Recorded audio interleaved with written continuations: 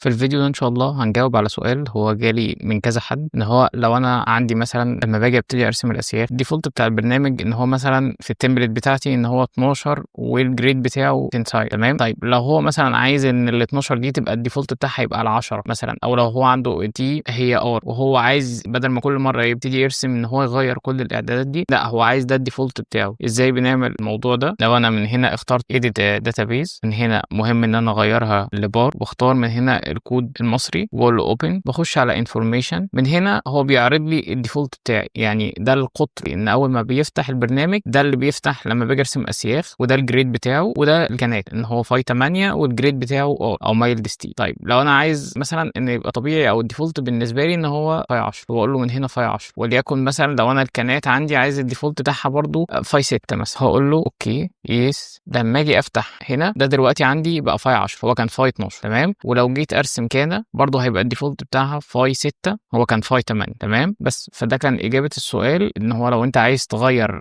حاجة بحيث تختصر على نفسك الوقت ومش كل مرة تقعد تغيّر الإعدادات دي، فهو عن طريق الأمر ده.